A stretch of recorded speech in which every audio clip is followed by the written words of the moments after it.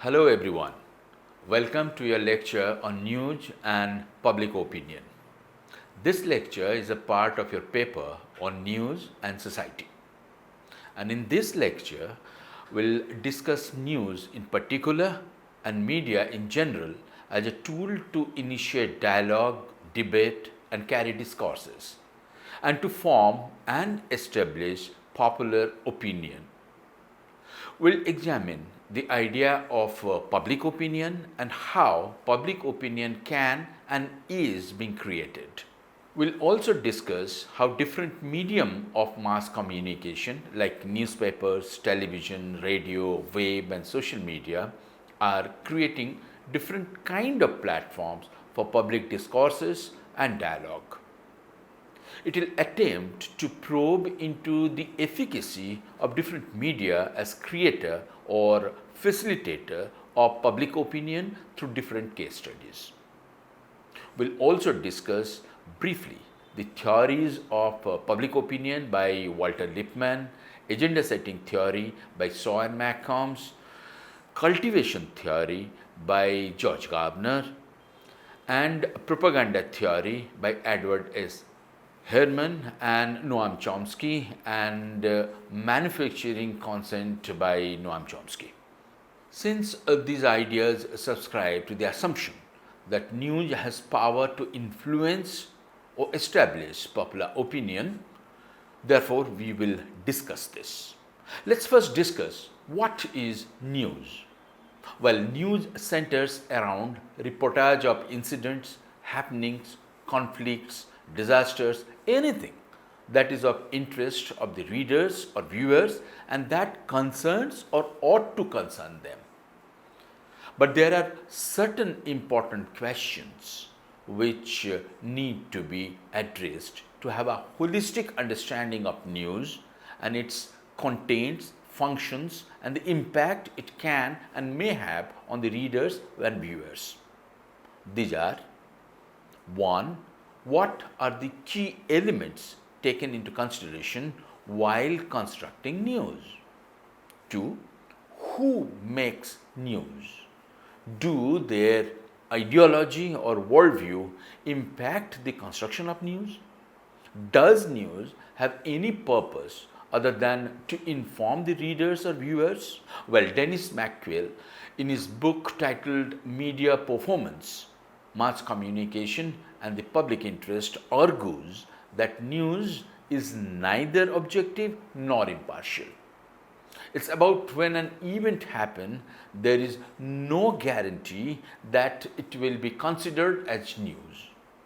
According to him, news is a socially constructed product because of the fact that there is a selection process through which news is made. Several scholars make a point that collection and presentation of news is a biased process, since the individual who is taking care of the collection of information is also propagating his or her own biases before passing on for presentation. In his book Sociology of News, which was published in 2011, media sociologist Skudson focuses on the sociological aspects of news and attempts to find out how news is created based on various sociological aspects. He also focuses on and analyzes different forces and factors like economic, technological, political, cultural, organizational, which are playing key and influential roles in shaping the news media today. Tarabe Mahmood Hassan, in his doctoral study on the sociological context of news production, attempted to examine what are the internal and external forces and factors which influence the overall production of news.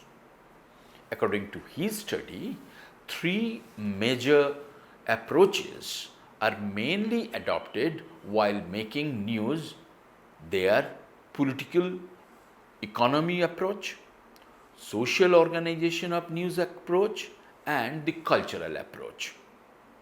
Therefore, by and large, there is a general agreement that news can and do impact and influence people to form an opinion. It may help generate an opinion or may reinforce it if it is already there.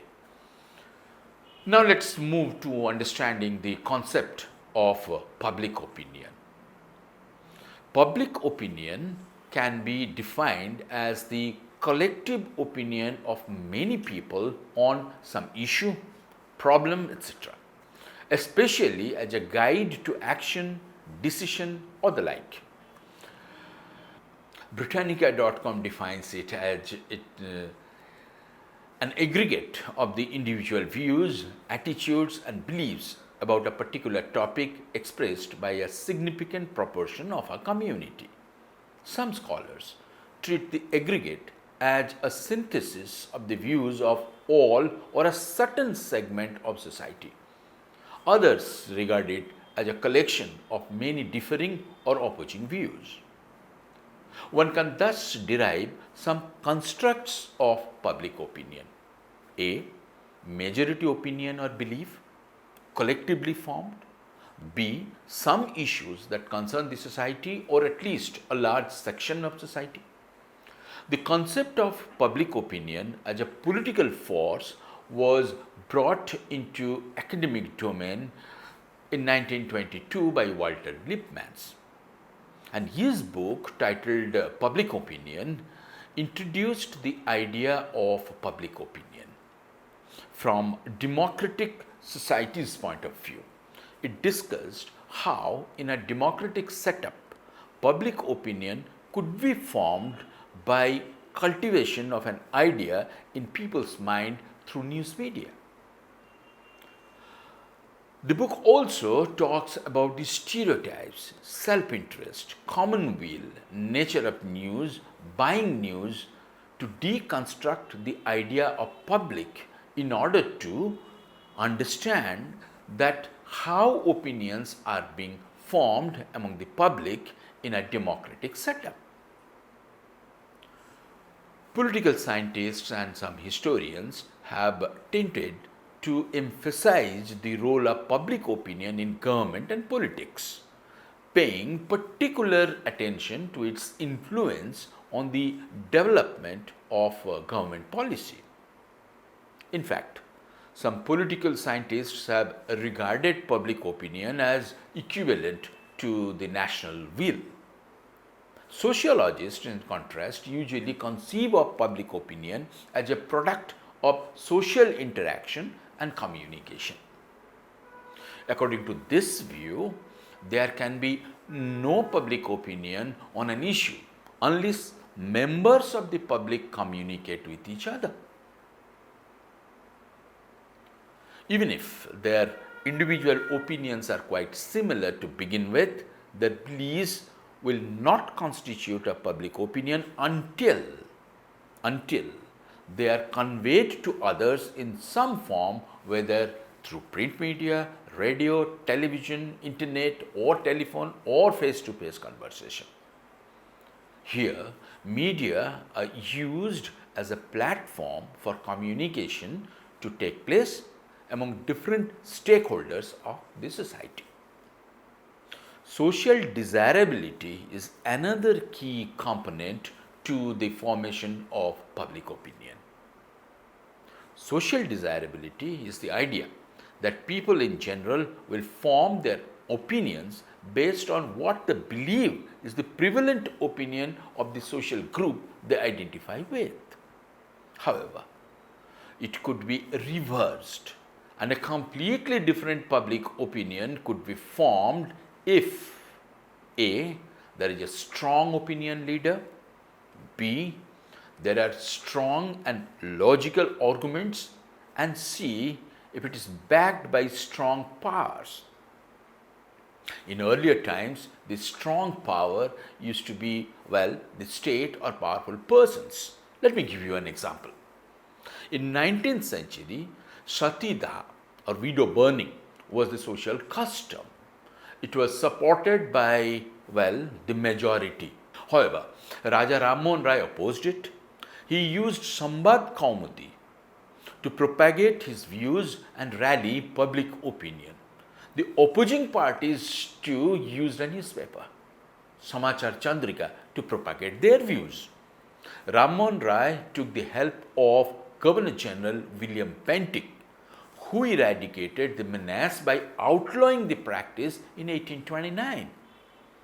Though Sambat Kaumudi had to stop publication due to lack of patronage in October 1822, it was successful in creating an outrage against Satida among the progressive and liberal Hindus. But there is no denying of the necessity of a strong power to reverse the established public opinion. In present times, many feel that media can be that strong power which can finally turn the tide. How is it formed? Nearly all scholars of public opinion, regardless of the way they may define it, agree that in order for a phenomena to count as public opinion, at least 4 conditions must be satisfied. 1. There must be an issue. 2. There must be a significant number of individuals who express opinions on the issue. 3. There must be some kind of consensus among at least some of these opinions, and 4. This consensus must directly or indirectly exert influence. Media, both as a platform and as content, which form the basis for opinion in general and news in particular, can help form and shape public opinion. There is a communication theory called agenda setting theory by Maxwell Malcolm and Donald Shaw, which has been developed around this idea. The theory basically says that news media often sets an agenda. Basically, media identifies or picks an issue and positions it as an important one which the public follows. Thus, what is called as public opinion is actually the opinion of that particular news media.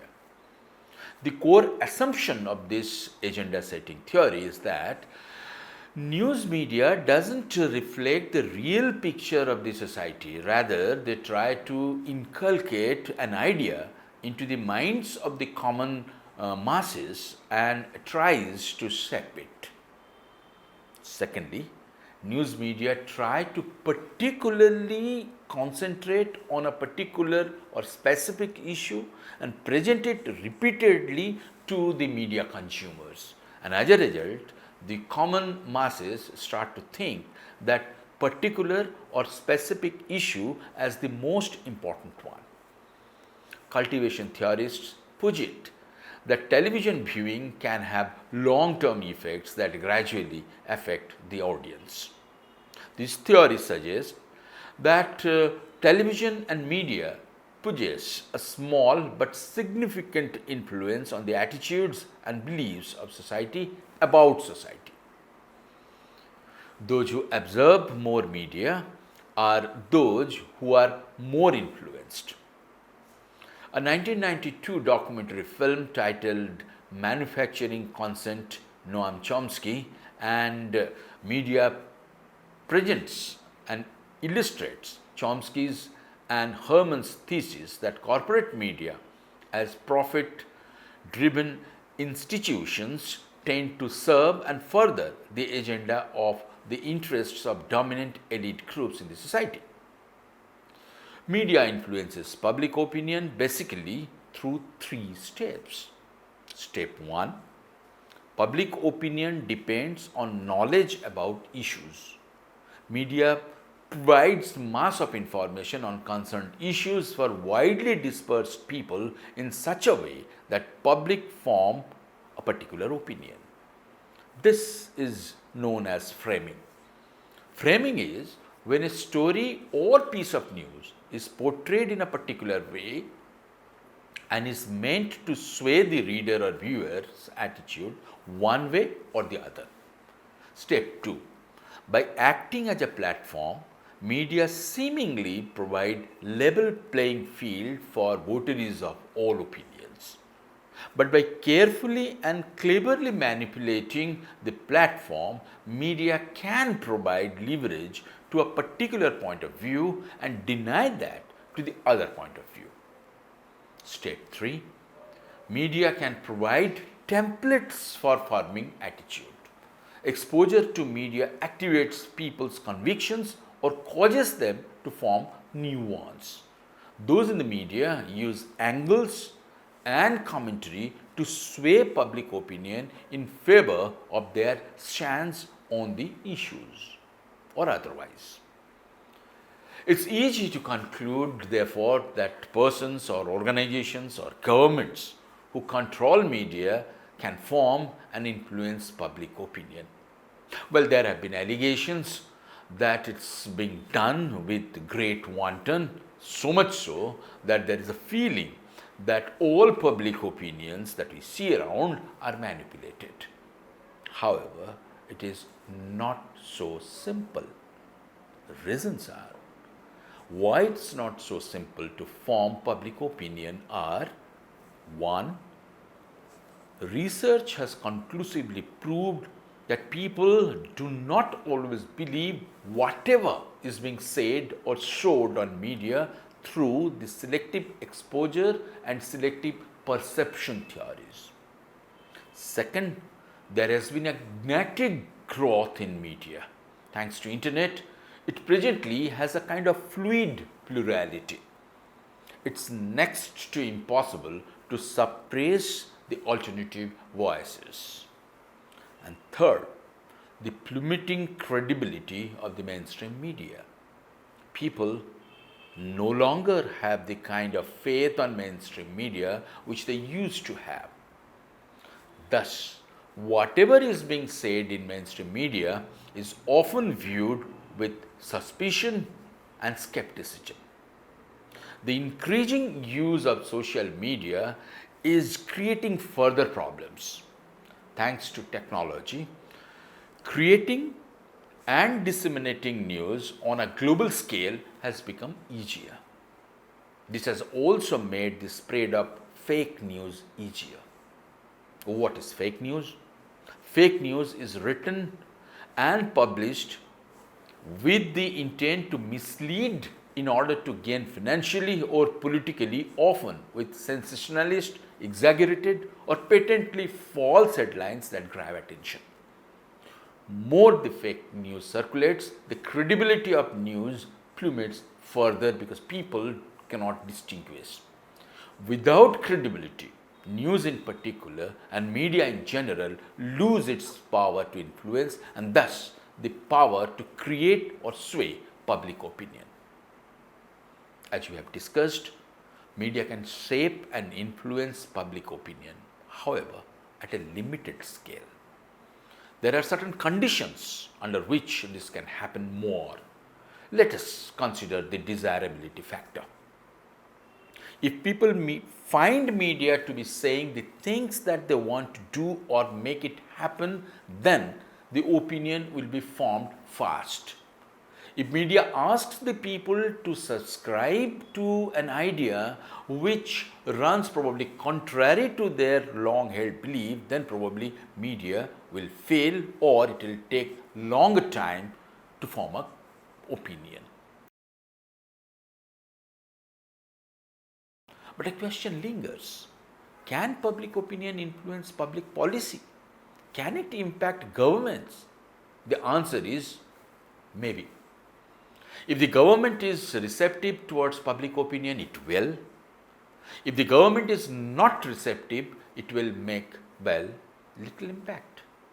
Therefore, where people have a greater say in forming the government, public opinion would have greater weightage and credence. Thus, the impact of public opinion should be greater under more stable democratic institutions. Public opinion has a synergic relationship with social policy in democratic countries. Public opinion creates good social policy. On the other hand, good social policy impacts public opinion.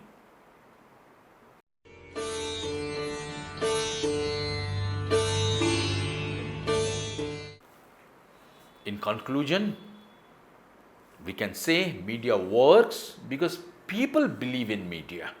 Its credibility is its strength. Without credibility, media loses its power to influence. Therefore, media has a stake in safeguarding its credibility. The only way to do that is to adhere to the basic tenets of journalism: accuracy, timeliness, balance, and objectivity.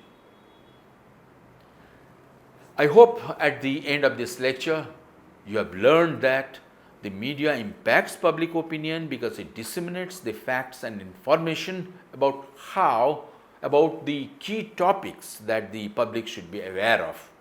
Inaccurate reporting means that people have the wrong information about various issues and may take uneducated decisions.